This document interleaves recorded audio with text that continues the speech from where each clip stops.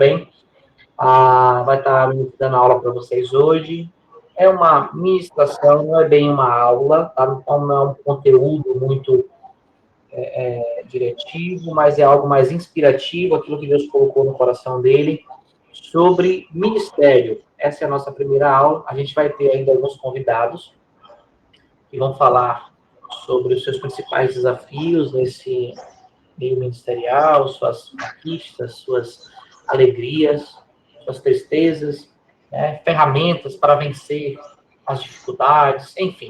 Cada pastor tem a liberdade de ministrar aquilo que Deus colocar no coração. Lembrando que essas aulas costumam ser mais rápidas, já que não é propriamente uma aula, mas sim uma ministração. A nossa ideia aqui é nos preparar para o ministério, tá bom?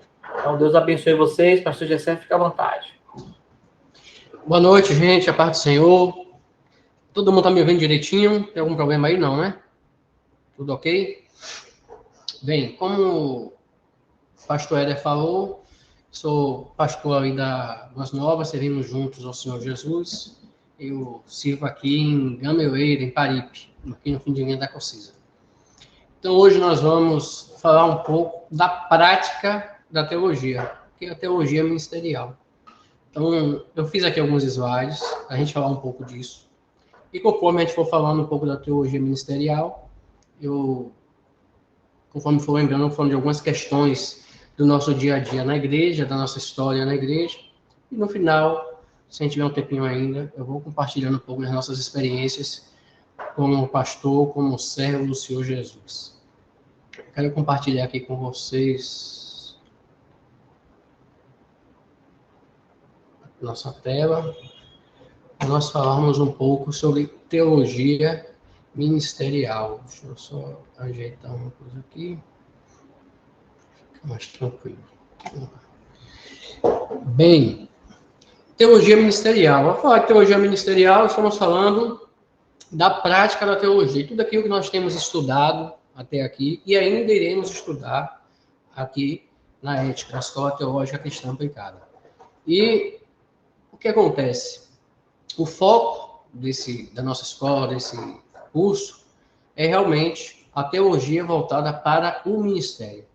É diferente de alguns cursos de teologia que nós vemos em algumas faculdades, que muitas vezes estudam a teologia apenas como ciência, sem o foco cristão nem ministerial.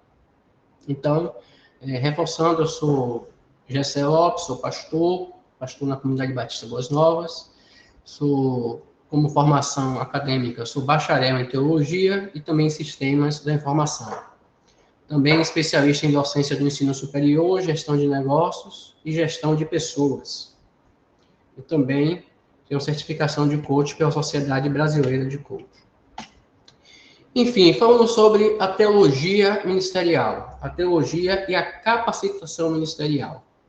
Então, porque é interessante termos um curso de teologia voltado para o ministério.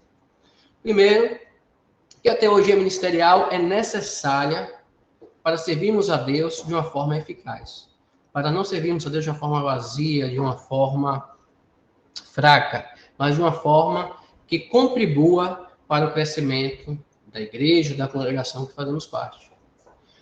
Através da teologia ministerial, nós recebemos conhecimento, habilidades e experiências. Nós compartilhamos aqui experiências, compartilhamos conhecimento e habilidades que vão nos ajudar a desenvolver melhor o ministério que o Senhor Jesus nos confiou.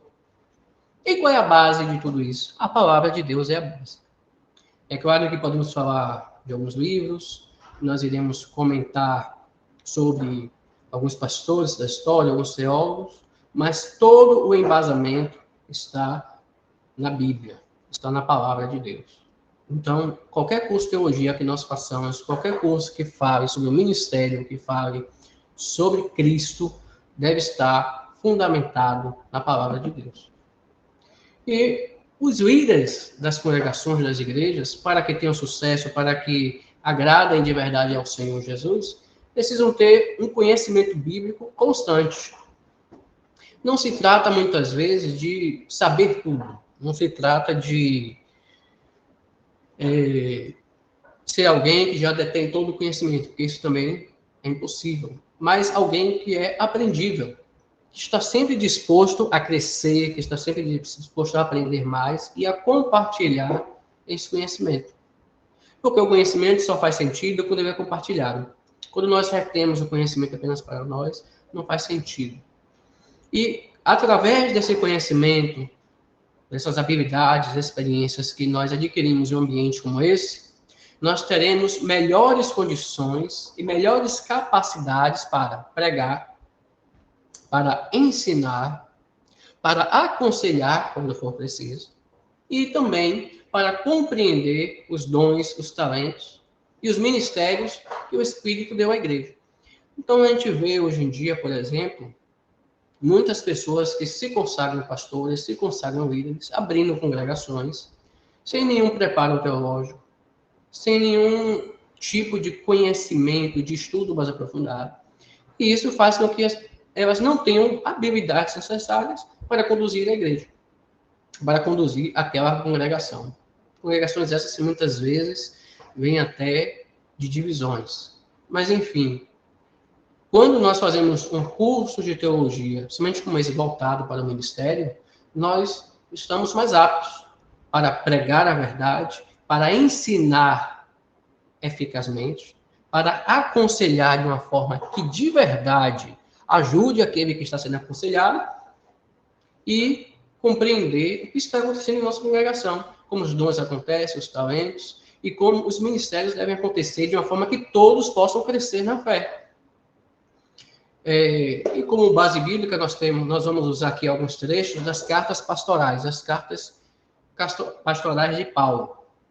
Em 2 Timóteo 2,15, por exemplo, esse trecho é muito conhecido, quando Paulo diz a Timóteo, né? Procura apresentar-te a Deus aprovado, como obreiro que não tem de que se envergonhar, que maneja bem a palavra da verdade. Esse deve ser o nosso estilo de serviço, de ministério. Buscar apresentar-nos a Deus aprovado, como obreiro que não tem do que se envergonhar, como alguém que vive, que não apenas estuda, mas que vive a palavra de Deus e que maneja bem essa palavra. Que quando é o momento de pregar, de ensinar e de ser até perguntado sobre alguma questão bíblica ou teológica, essa pessoa, mesmo que ela não tenha todo o conhecimento, mas que ela tenha algo a oferecer, algo a compartilhar àquela congregação que ele faz parte ou a qualquer crente que possa procurá-lo. E falando ainda sobre teologia ministerial, tem uma palavra também que são os riscos. Os riscos de um ministro mal fundamentado. Os riscos são terríveis. O primeiro risco que eu coloquei aqui são os escândalos. O próprio Jesus falou, né? É mistério que venham os escândalos, mas ai de quem os escândalos vierem. Então, nós temos visto aí na mídia muitos escândalos que dizem respeito, infelizmente, às igrejas, aos líderes, melhor dizendo, aos líderes das igrejas. Então, questões criminais que muitas vezes são terríveis. Por quê? Líderes que não têm temor a Deus, que não têm muitas vezes um temor ao belo Senhor, que não passaram de verdade, muitas vezes, por um acompanhamento ministerial, não passaram por um curso que de verdade trouxesse a eles algum conhecimento e alguma noção de como deve ser servir ao ministério. Um dos riscos de termos ministros mal fundamentados são as desordens e os conflitos que são causados na igreja. A gente vê muitas vezes igrejas com conflitos que quando a gente olha assim de fora, a gente diz assim, isso foi desnecessário, como é que isso aconteceu? Mas que problema simples às vezes de ser resolvido. Mas muitas vezes não há comunicação, não há uma organização ministerial e as pessoas não sabem a quem seguir, como as coisas devem acontecer, o que eles acreditam, qual o tipo de, vamos dizer assim, de liturgia que aquela igreja segue. E isso vai gerando, muitas vezes, desordens e conflitos na liturgia da igreja, nos ministérios da igreja. Outro risco também, que muitas vezes são os estragos irreversíveis das famílias. Por que muitas vezes irreversíveis? Porque temos famílias que o marido não é crente, temos famílias que a esposa não é crente, que os filhos não são crentes. E essas igrejas não costumam organizar o seu horário.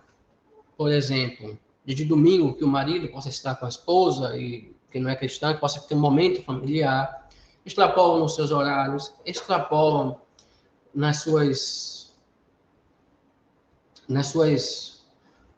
exigência das pessoas nos cultos. Esquecem que as pessoas também têm família. E existem também casos de os irmãos da igreja levarem questões pessoais para serem aconselhados pelos ministros, e os ministros, sem um conhecimento, os ministros sem um certo tato, podem dar conselhos errados, podem dar conselhos que levem realmente até a destruição das famílias. Pode realmente levar a problemas que atrapalhem relacionamentos conjugais, relacionamentos entre pais e filhos, e por aí vai. E até questões financeiras, questão de emprego. Então, a gente vê que muitas famílias têm dificuldade, por exemplo, de ter um bom emprego, de se relacionar bem no seu trabalho, cristãs. Por quê? Porque a igreja não tem orientado como deveria. E isso vai trazendo problemas familiares, sem dúvida. Então, tem empresas hoje que pensam muito bem em contratar crentes. Não é por causa do evangelho, mas por causa da conduta de muitos crentes que não são bem orientados na igreja. E aí, criam situações no trabalho que muitos empregadores preferem até não contratar crentes. Também um risco é o ensino das heresias. E essas heresias, quando o ensinamento não é bem embasado na palavra, não é bem estudado, não é bem fundamentado, não é bem discutido na igreja, pode levar à divisão e até à extinção de congregações. O ideal é que o número de congregações aumentem e não diminuam. Mas existem situações que aqueles que têm um conhecimento mais profundo da Bíblia, quando ouvem certas pregações, quando ouvem certos comportamentos de suas vidas, eles saem, porque entendem que aquele conhecimento está fora dos princípios da palavra de Deus. Além de que, realmente, pode dividir quando o ministro ele não é bem fundamentado na teologia, ele vai priorizar certos comportamentos, certos assuntos, que muitas vezes nem tem relevância na congregação, e tira o foco da palavra de Deus e começa a lidar só com o problema e não com a solução. E qual é a solução para a nossa comunidade, para resolver conflitos, para resolver problemas? É a palavra de Deus. Paulo ainda fala aqui, eu coloquei aqui duas passagens para nós refletirmos, em 2 Timóteo 4, versículos 3 e 4. Ele diz assim: porque virá tempo em que não sofrerão a sã doutrina, mas tendo comichão nos ouvidos, amontoarão para si doutores, conforme as suas próprias concupiscências, e desviarão os ouvidos da verdade, voltando às fábulas. Então, nós vemos pessoas que não estão dispostos a ouvir a sã doutrina, a seguir a sã doutrina, mas procuram para si pessoas que falem o que elas gostam de ouvir, aquilo que traga um conforto para que elas não mudem o seu estilo de vida, e assim se desviam da verdade e ficam dando atenção a qualquer história, a qualquer tipo de doutrina, que na verdade não está embasado na palavra de Deus. Por quê também? Porque as pessoas, a maioria das pessoas não estão dispostas a examinar a escritura, a analisar se o que o pregador está ensinando ali está realmente embasado ou não, mas acreditam no que ouvem. E isso pode gerar um grande problema para as igrejas e para a vida cristã dos nossos irmãos. Paulo ainda fala aos Romanos, no capítulo 16, aqui embaixo, e diz o seguinte: recomendo, irmãos, que tome cuidado com aqueles que causam divisões e põem obstáculos ao ensino que vocês têm recebido. Afastem-se deles, pois essas pessoas não estão servindo a Cristo nosso Senhor, mas a seus próprios apetites. Mediante palavras suaves e bajulação, enganam o coração dos ingênuos. Então a gente vê aí que a modalidade dessas pessoas que não estão fundamentadas na Bíblia e que não procuram um aprendizado maior para servir ao Senhor, como nós estamos fazendo aqui no curso de teologia, a modalidade de ação é a mesma. Palavras suaves, bajulação, buscando enganar o coração dos ingênuos. E o que é que Paulo nos recomenda? Nos afastar. Nos afastar de não termos comunhão com esses. Por quê? Porque essas pessoas não estão servindo a Cristo. E com quem você deve ter comunhão na congregação? Com aqueles que têm frutos de serviço, de amor. São esses que devemos ter comunhão. Então nós temos que tomar muito cuidado na nossa igreja com aqueles que querem se juntar a nós para falar mal do pastor, para falar mal dos ministros de louvor, para falar mal da irmãzinha, do irmãozinho, e muitas vezes até com a desculpa de orar. Chega assim com você para fazer uma fofoquinha, com a desculpa, não, eu estou aqui te contando isso só para a gente poder orar. Mentira, às vezes está só querendo fofocar mesmo. Então, irmãos, meu povo, minha gente, nós temos que tomar muito cuidado com essas conversas. E temos que ser incisivos. Devemos ser incisivos com aqueles que queiram falar, trazendo dano à nossa congregação e aos nossos líderes.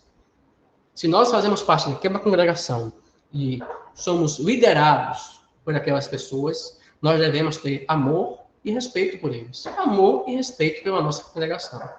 Se tivermos algo a acrescentar, algo a ponderar, devemos ir diretamente à liderança. Mas a gente vê muitas pessoas com falta de comunicação, conversando entre si, e em vez de ajudar na melhora do trabalho, da organização do ministério, estão só por trás falando, estão só por trás questionando, reclamando, e não cooperam de verdade para que o ministério cresça. Pastor, Oi? licença, eu poderia fazer uma pergunta? Pode sim. A paz do Senhor, com um conselho.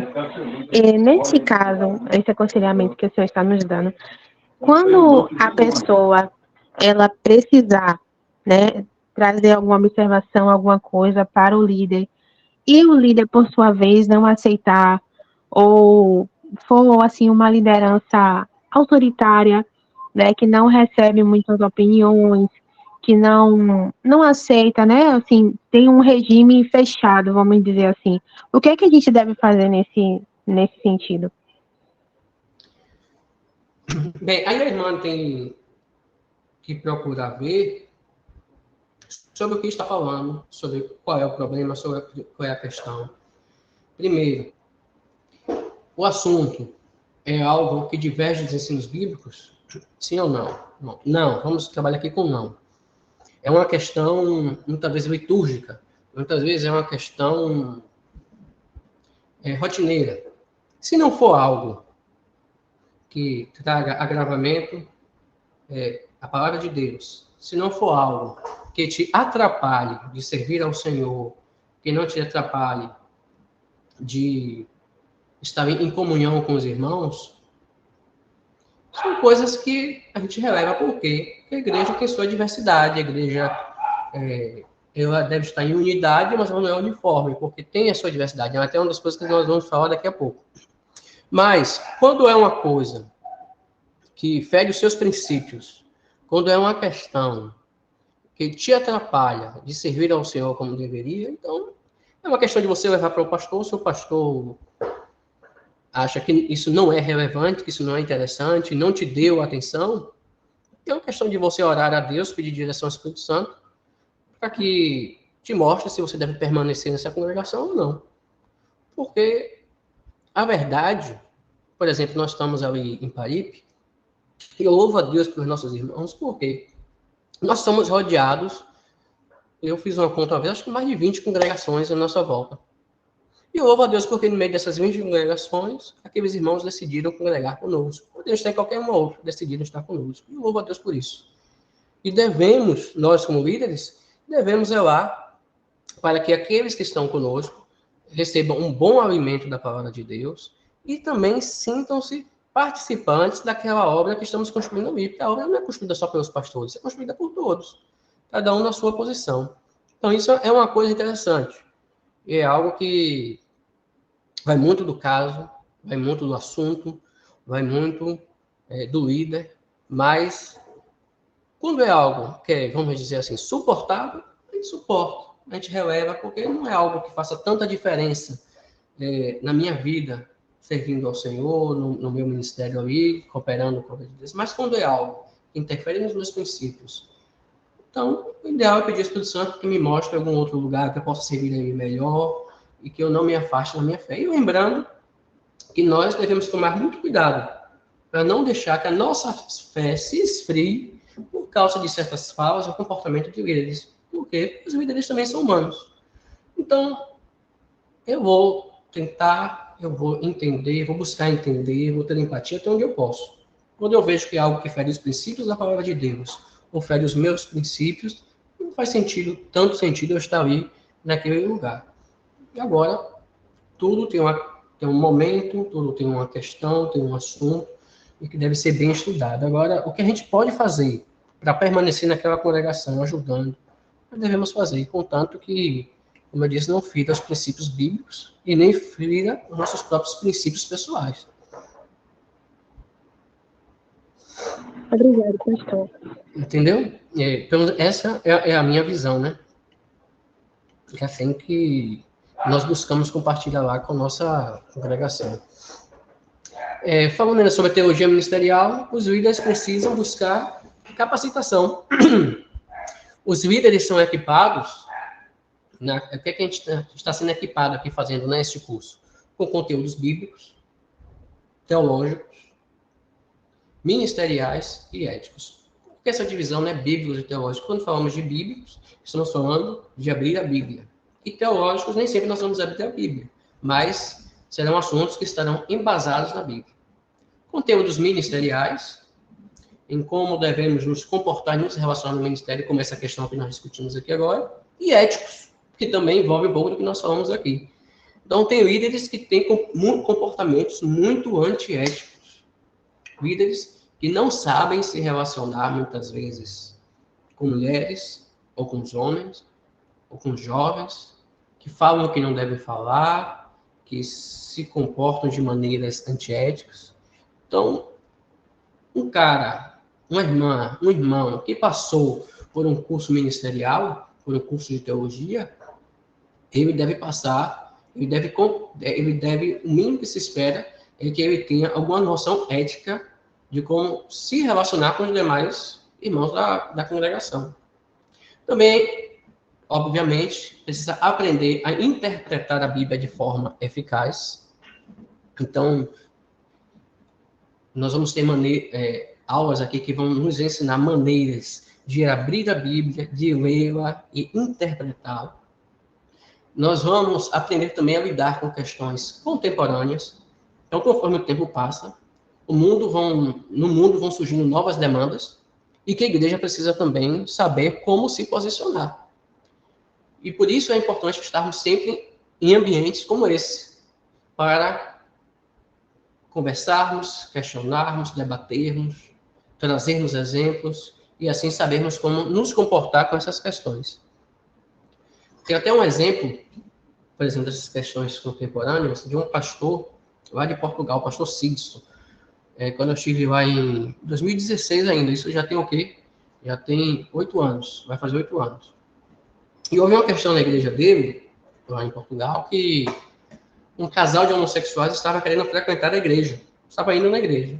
E até então estava deixando, não estava dizendo nada, estava frequentando tranquilamente e ele não falou nada. Mas chegou um momento que esse casal resolveu adotar uma criança e queria que esse pastor apresentasse essa criança como um filho deles, como membro da família. E o pastor Cid, chegaram até o pastor Cid, falaram isso, e o pastor Cid deixou claro, olha, eu posso orar pela criança, eu posso abençoar a criança, mas eu não posso apresentar esta criança como membro da família de vocês, porque não é esse o princípio bíblico. Enfim, ele não aceitou apresentar, orou pela criança, abençoou a criança, mas deixou bem claro a sua posição, e se eu não me engano, esse entre aspas, casal de homossexuais deixaram lá a igreja que ele pastoreia lá em Sintra. Então, nós temos momentos, nós temos questões em que o líder vai precisar se posicionar. E é importante que ele se posicione, que ele tenha coragem, que ele tenha firmeza e tenha também todo o aparato necessário para saber falar, para saber se posicionar e explicar por que fará ou não fará, por como é que agirá de acordo com essas questões que estão surgindo diante de nós. O líder também precisa ter capacitação para quê? Para saber lidar com a diversidade de dons e opiniões. Então, é uma questão como essa que a irmã trouxe aí. Nós temos visto conflitos, problemas em ministérios, porque os líderes não estão prontos para ouvir opiniões, não estão prontos para parar e ouvir se aquilo que o irmão trouxe ou que a irmã trouxe faz sentido ou não faz. Se eu preciso melhorar aquilo na minha vida ou na vida do ministério, na minha maneira de servir a Cristo ou não. Muitos se acham donos da razão e não sabem lidar com essa diversidade de opiniões e de dons também. Essa diversidade de dons é algo que o Espírito Santo deixou na igreja para que possamos servir melhor os nossos irmãos e que a obra de Deus flua de acordo à vontade de Deus, de acordo com a vontade de Deus, para que possamos crescer e amadurecer a nossa fé. E também precisamos buscar capacitação para quê? Para aplicar os princípios teológicos de uma forma específica em nossas congregações. Então, nós vamos aprender muita coisa aqui, já temos aprendido, vamos aprender ainda mais nesses módulos. E tudo que nós vamos aprender vai ser útil para aplicar em nossas congregações. Agora, tem conteúdos que vão ser interessantes para a minha congregação, tem conteúdos que vão ser interessantes para a congregação de algum de vocês. Nem tudo pode ser essencial para todos, mas tenho certeza que tudo que será aprendido, que está sendo aprendido aqui, será interessante para algum momento em que estivermos lidando com pessoas, com situações em nossas congregações.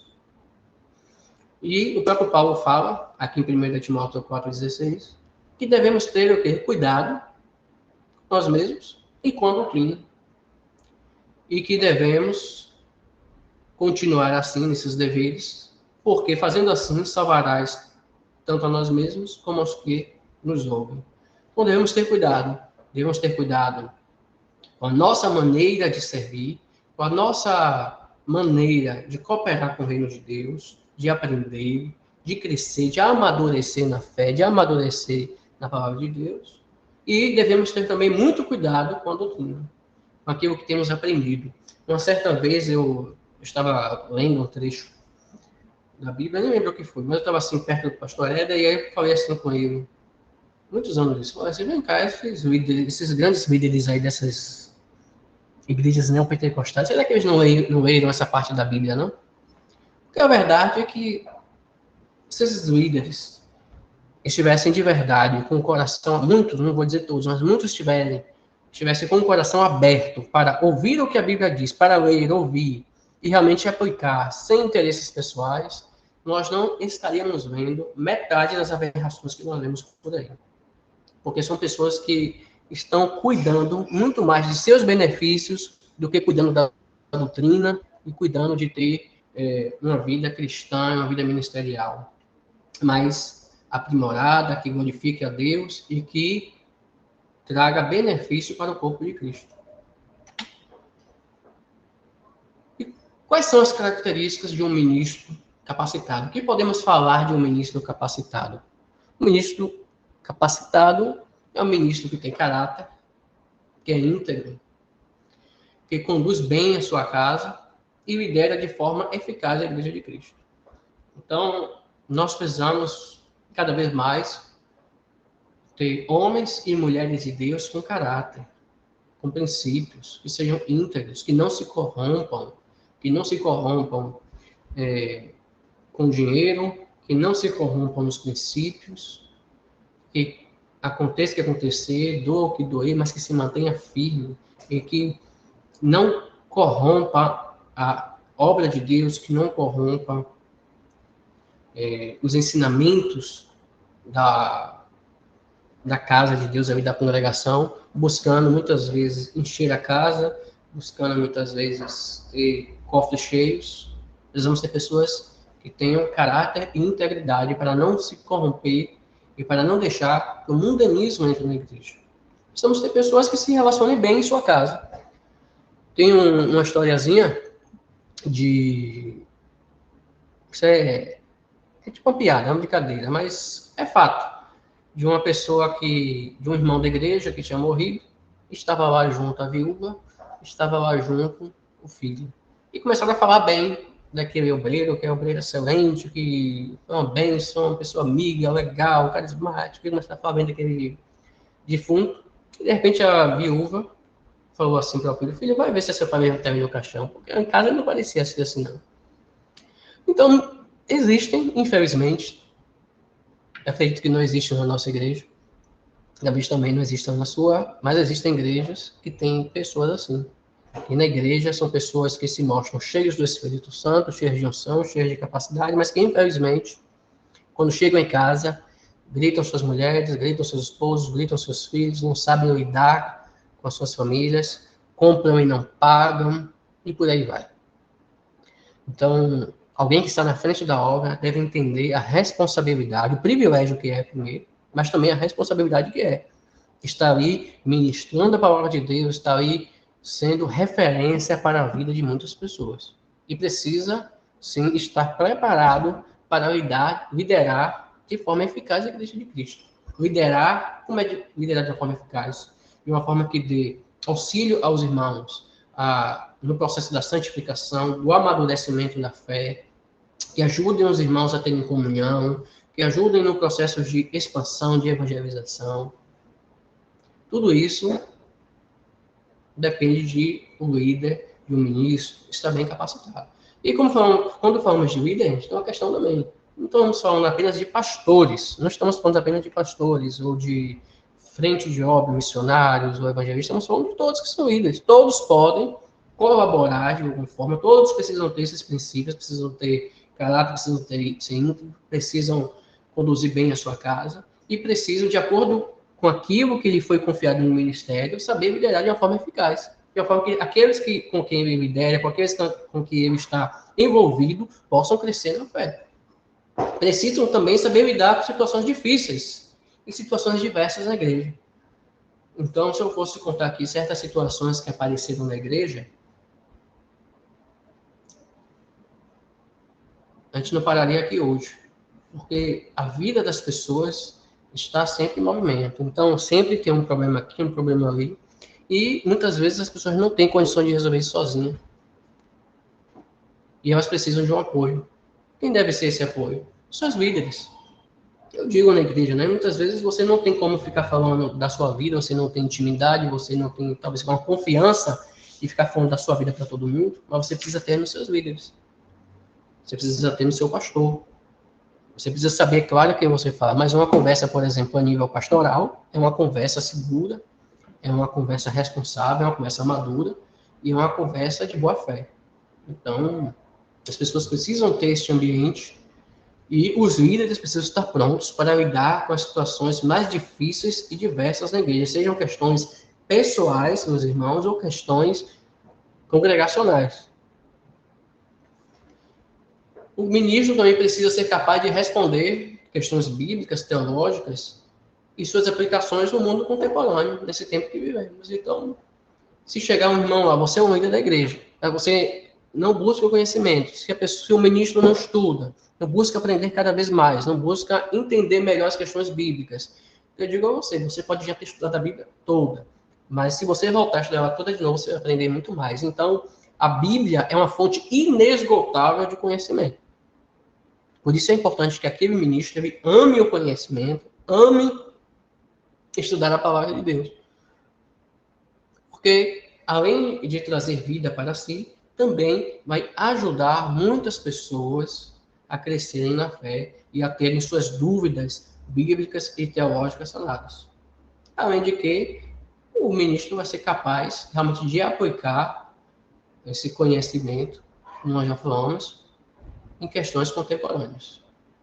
Além de que um ministro bem fundamentado, bem capacitado, ele vai o quê? Combater falsos ensinamentos que podem dividir ou até extinguir uma congregação. Isso é muito sério. Principalmente quando nós convidamos alguns pastores de fora, ou alguns irmãos ou irmãs para pregar, temos que ter muito cuidado para não trazer pessoas que tragam falsos ensinamentos e nisso causem qualquer tipo de divisão ou confusão na igreja. Precisamos ter muito cuidado. E nós que estamos aqui buscando aprender, estamos buscando crescer na fé, precisamos também ser firmes em nos posicionar quando esses falsos mestres aparecerem diante de nós ou até diante de nossas congregações. É claro que existem maneiras de se posicionar, mas também não podemos deixar que o corpo de Cristo seja afetado por um falso mestre, por alguém que está aí buscando aplicar a sua exegese e não a sua exegese. O que é exegese? Exegese é você tirar o conteúdo da Bíblia. Que a exegese é você tentar aplicar a Bíblia ao seu prazer, aquilo que você acredita. Então, nós temos que aplicar a nossa vida, nosso conhecimento, nosso estudo, aquilo que a Bíblia diz. E não tentar encaixar a Bíblia no que a gente diz. A nossa fala, o nosso comportamento, nossos princípios devem estar alinhados à Bíblia. E não o contrário. Outra carta de Paulo, na outra carta pastoral, que Paulo escreveu a Tito, ele diz assim, no capítulo 2: em tudo, dê você mesmo exemplo de boas obras. Na doutrina, mostre integridade, dignidade e linguagem sadia, que não se possa condenar, para que o adversário se envergonhe, não tendo nada de mal que dizer a respeito de nós. Olha só, que conselho precioso de Paulo a Tito, e que serve também para nós. Devemos ser exemplo de boas obras, nossos comportamentos, nosso testemunho deve ser exemplo. Devemos ser exemplo na doutrina, devemos ser íntegros, devemos agir com dignidade, e a nossa linguagem deve ser sadia. Não pode ser pejorativa, temos que saber o que falamos no púlpito. Muitas vezes a maneira de falar com nossos irmãos, de falar no púlpito, é diferente de algumas falas que temos no cotidiano. Temos que saber como lidar com nossos irmãos. Devemos ter uma linguagem sadia. O crente deve ter uma linguagem sadia. Uma linguagem que não se possa condenar, que não traga vergonha, e devemos ter um estilo de vida. Devemos pensar, falar, agir de uma forma que as pessoas não tenham nada de mal a dizer de nós, a não ser de bem. Que maravilha, né? Alguém nos vê passando e diz assim, lá vai haver um homem de Deus, lá vai haver uma mulher de Deus. Enfim, quais são os resultados do que estamos estudando aqui da teologia ministerial?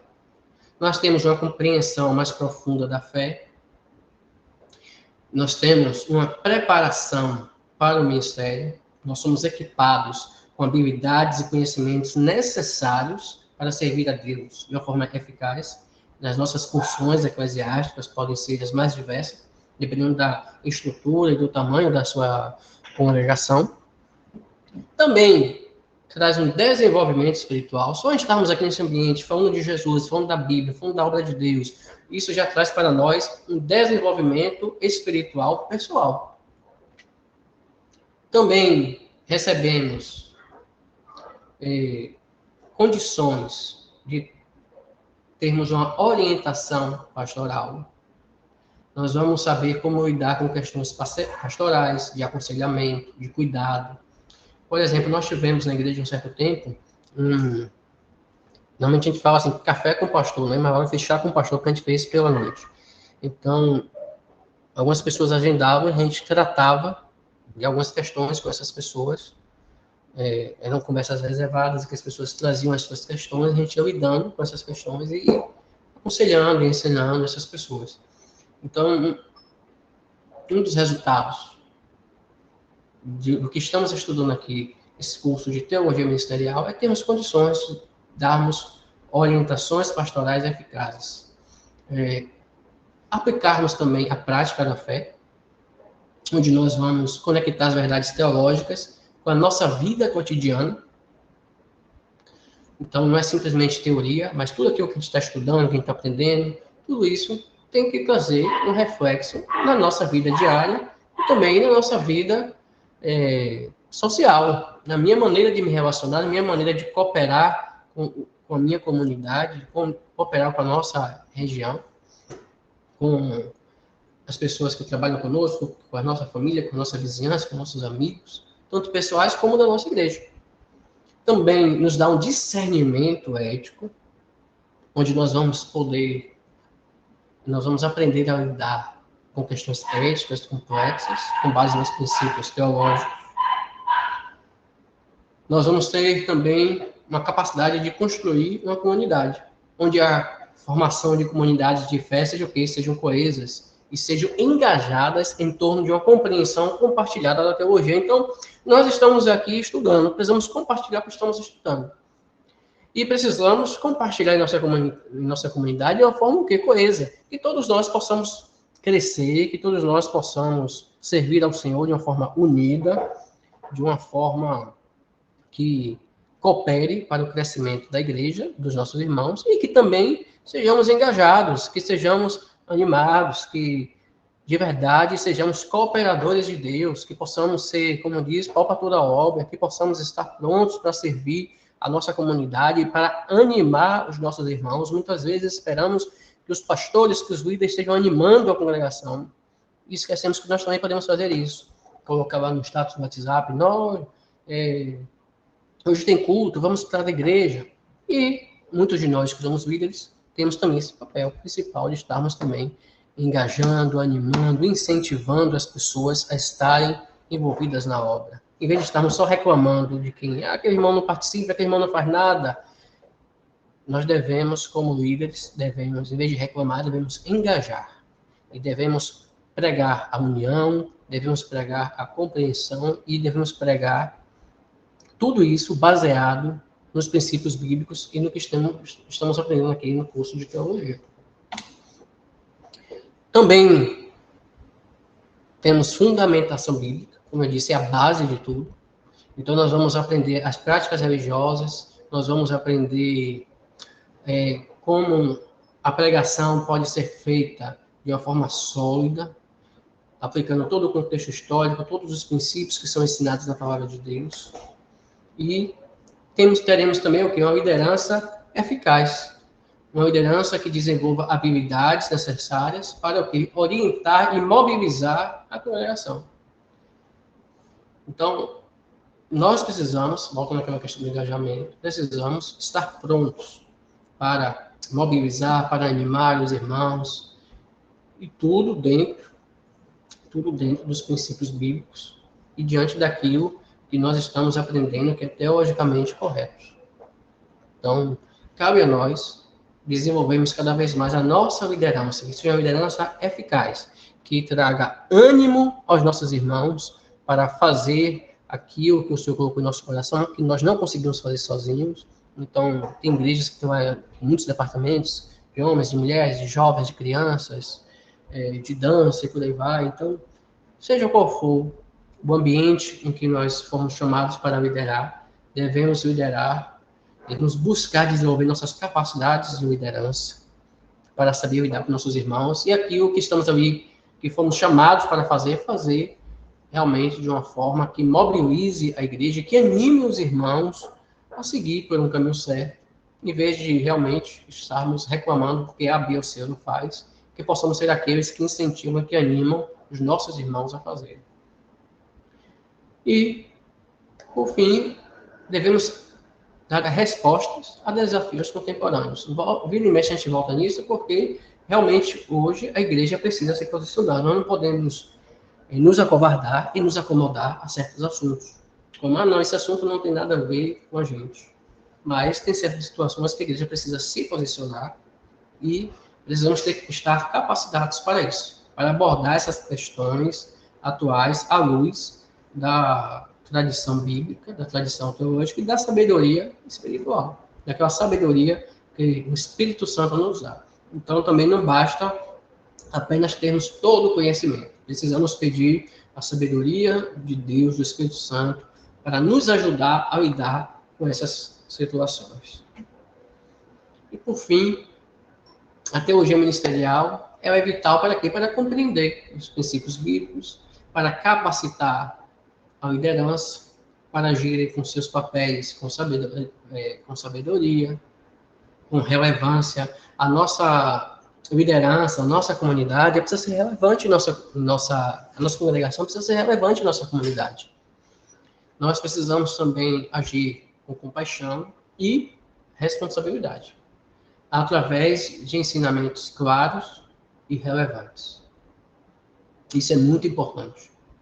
Tudo aquilo que a gente comunica à igreja deve ser buscado, deve ser feito, né, de uma forma clara, de uma forma compreensível daqueles que estão nos ouvindo, daqueles que estão ali compartilhando conosco aquele ministério.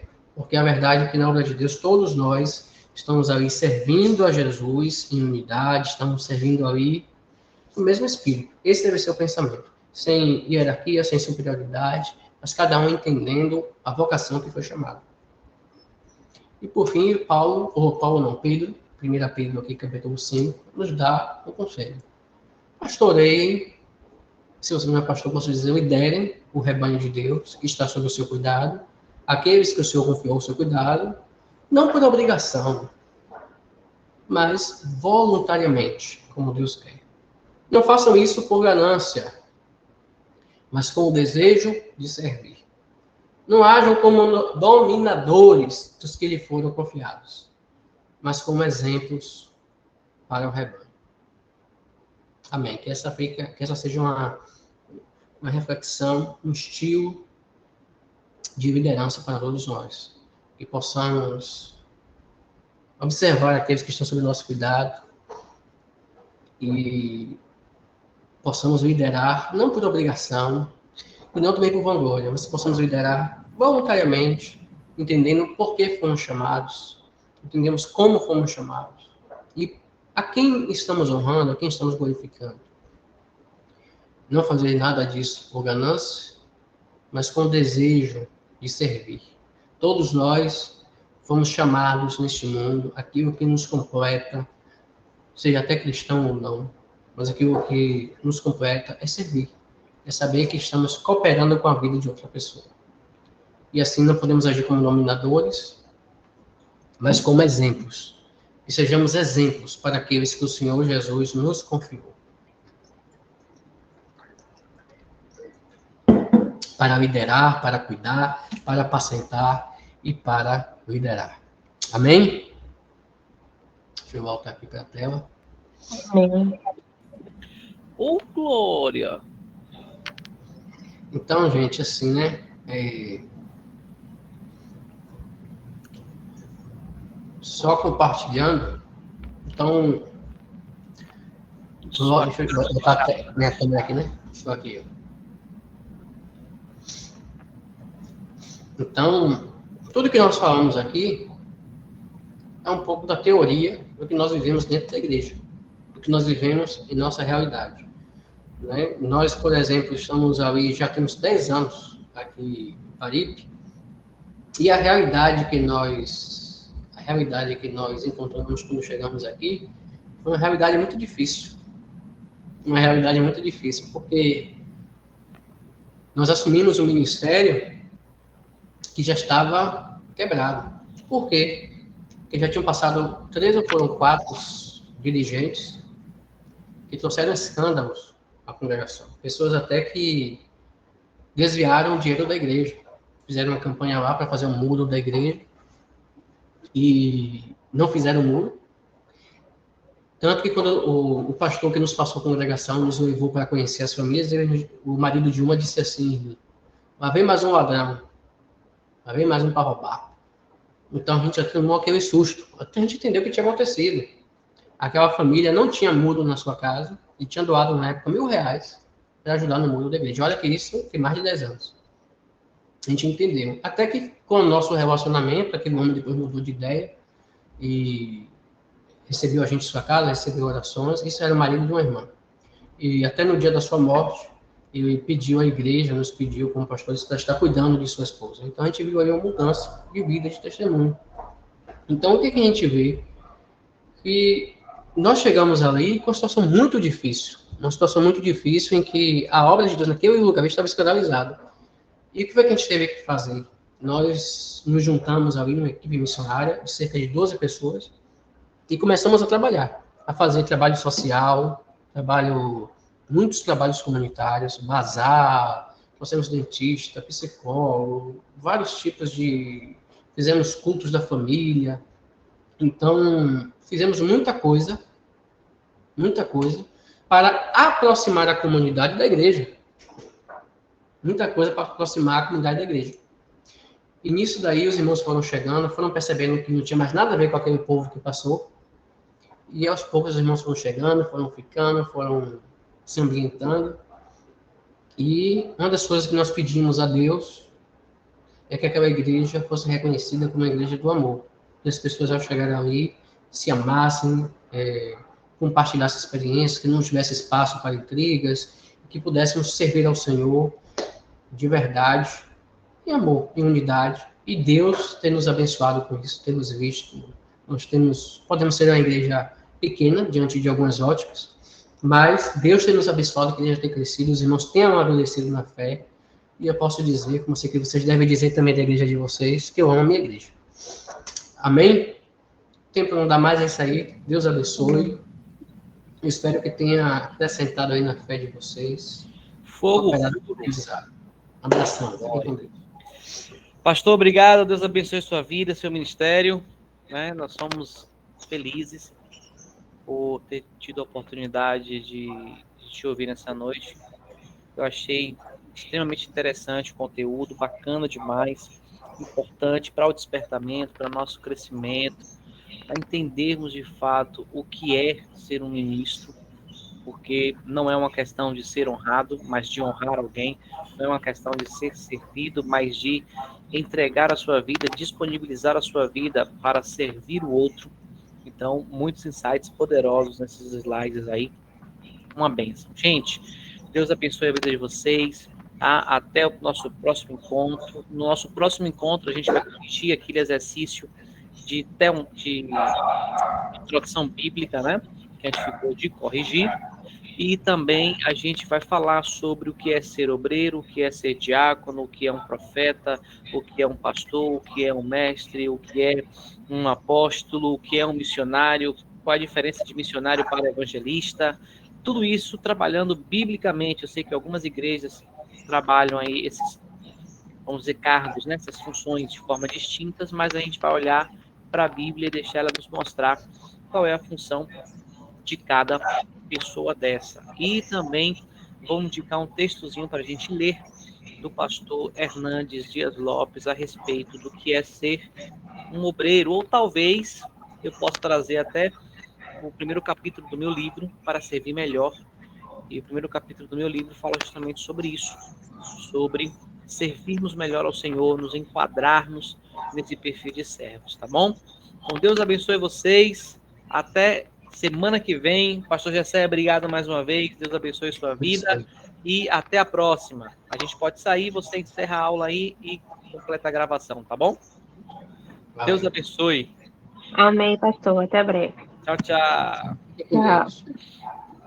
Amém. Boa noite. Show.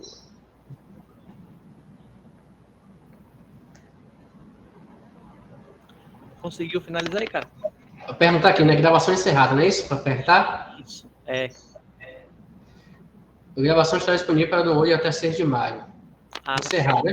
Pronto, pode encerrar. Valeu, velho. Tchau, tchau. Até amanhã. Fui.